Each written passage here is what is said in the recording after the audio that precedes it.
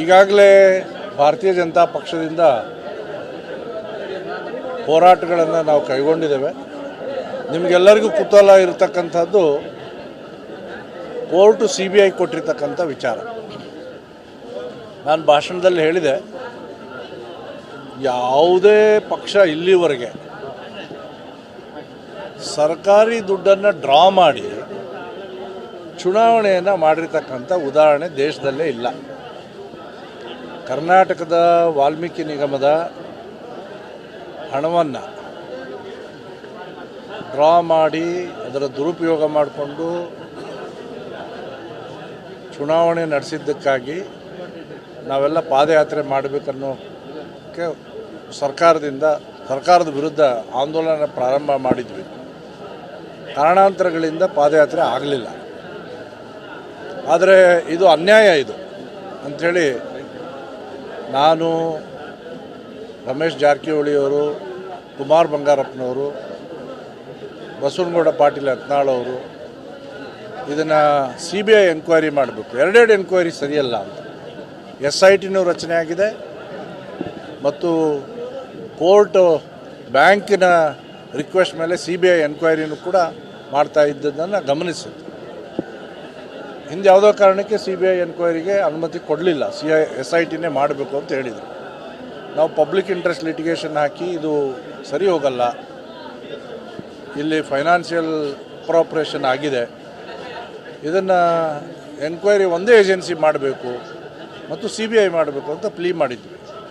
ಅದಕ್ಕೆ ತಕ್ಕಂಗೆ ಕೋರ್ಟ್ ಸ್ಪಂದಿಸಿ court monitored CBI enquiry order ಆಗಿದೆ. ಇದರಲ್ಲಿ ಮೇಲ್ನೋಟದಲ್ಲಿ ಭಾಳ ಸ್ಪಷ್ಟವಾಗಿ ಗೊತ್ತಾಗಿದೆ, ನಿಗಮದ ಹಣ ಡ್ರಾ ಮಾಡಿದ್ದಾರೆ, ನಿಗಮದ ಹಣ ಫಲಾನುಭವಿಗಳಿಂದ ಡ್ರಾ ಆಗಿದೆ, ಹೈದರಾಬಾದ್ ಬ್ಯಾಂಕಿಗೆ ಹೋಗಿದೆ, ಬ್ಯಾಂಕ್ನಿಂದ ಡ್ರಾ ಆಗಿದೆ, ಡ್ರಾ ಆಗಿ ಅಲ್ಲಿ ಬಂಗಾರ ಖರೀದಿ ಮಾಡಿದ್ದಾರೆ. ಆ ಬಂಗಾರ ಚುನಾವಣೆ ಸಂದರ್ಭದಲ್ಲಿ ಮತ್ತೆ ಹಣವಾಗಿ ಕನ್ವರ್ಟ್ ಮಾಡಿಕೊಂಡು ಯೂಸ್ ಮಾಡಿದ್ದಾರೆ ಅಂತ ವರದಿಗಳು ಇದೆ.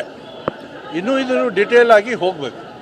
ಆ ನಿಮಿತ್ತವಾಗಿ ಕೋರ್ಟ್ ಆದೇಶ ಕೊಟ್ಟಿರೋದು ನಮಗೆಲ್ಲರಿಗೂ ಸಂತಸ ತಂದಿದೆ. ಸಂತಸ ಅನ್ನೋಕ್ಕಿಂತ ಭಾಳ ಮನಸ್ಸಿಗೆ ಬೇಜಾರಾಗುವಂಥ ಸಂಗತಿ, ಸಾರ್ವಜನಿಕರ ಹಣವನ್ನು, ಅದರಲ್ಲೂ ವಿಶೇಷವಾಗಿ ದುರ್ಬಲರ ಹಣವನ್ನು ಈ ರೀತಿ ಬಳಕೆ ಆಗಿರೋದ್ರ ವಿರುದ್ಧ ನಮ್ಮ ಆಂದೋಲನ ಮಾಡ್ತಾಯಿದ್ದೀವಿ. ಈಗ ಇನ್ನೊಂದು, ಈಗಾಗಲೇ ಹೇಳಿದೆ ನಾನು, ಬಾಂಗ್ಲಾದೇಶಿಗಳು ಏನು ಅಕ್ರಮವಾಗಿ ದೇಶದಲ್ಲಿ ಸೇರಿಕೊಂಡಿದ್ದಾರೆ. ಕೇಂದ್ರ ಸರ್ಕಾರ ಭಾಳ ಸೀರಿಯಸ್ ಆಗಿ ಈ ವಿಷಯದ ಬಗ್ಗೆ ಸರ್ಕ್ಯುಲರ್ಗಳನ್ನು ಕೂಡ ಎಲ್ಲ ರಾಜ್ಯಗಳಿಗೆ ಕಳಿಸಿದೆ.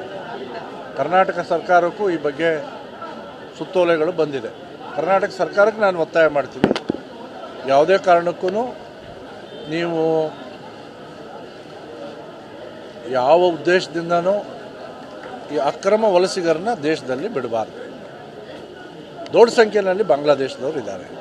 ನಮ್ಮ ವಾರ್ ರೂಮಿಗೆ 3 ರಾಜ್ಯದ ಜಿಲ್ಲೆಗಳ ಹೆಚ್ಚು ಮಾಹಿತಿಗಳು ಬಂದಿದೆ. ಬೆಂಗಳೂರು, ಕೊಡಗು, ಚಿಕ್ಕಮಗಳೂರು ಮತ್ತು ಸ್ವಲ್ಪ ಮಾಹಿತಿ ಹಾಸನದ್ದು ಕೂಡ ಬಂದಿದೆ. ಎಲ್ಲೆಲ್ಲಿ ಕಾಫಿ ಎಸ್ಟೇಟ್ಗಳಿದೆ, ಬೆಂಗಳೂರಿನ ಸುತ್ತು ಗಾರ್ಬೇಜ್ನಿಂದ ಹಿಡಿದು ಮನೆ ಕೆಲಸದವರೆಗೂ ಸೇರಿಕೊಂಡಿದ್ದಾರೆ. ಅಕ್ರಮವಾಗಿ ಯಾರು ಬಂದಿದ್ದಾರೆ, ಸರ್ಕಾರ ಪೊಲೀಸ್ ಇಲಾಖೆಯಿಂದ ಗುರುತು ಮಾಡಬೇಕು, ಇವ್ರನ್ನ ಆಚೆ ಕಳಿಸ್ಬೇಕು ಮತ್ತು ಜನಜಾಗೃತಿಯನ್ನು ನಾವು 13ನೇ ತಾರೀಕಿನಿಂದ ಬೆಂಗಳೂರಿನಿಂದನೇ ಪ್ರಾರಂಭ ಮಾಡ್ತಾ ಇದ್ದೇವೆ. ಬೇರೆ ಬೇರೆ ಭಾಗಗಳಲ್ಲಿ ಜನಕ್ಕೆ ನಾನು ವಿನಂತಿ ಮಾಡ್ಕೊಳ್ತೇನೆ, ಚೀಪ್ ಲೇಬರ್ ಅನ್ನೋ ಕಾರಣಕ್ಕಾಗಿ ನೀವು ಅಂಥವ್ರನ್ನ ಇಟ್ಕೊಂಡ್ರೆ ಇದು ದೇಶದ್ರೋಹದ ಕೆಲಸ ಆಗುತ್ತೆ, ಅದನ್ನು ದಯವಿಟ್ಟು ಮಾಡಬೇಡಿ ಅಂತ ವಿನಂತಿ ಮಾಡ್ತಾರೆ.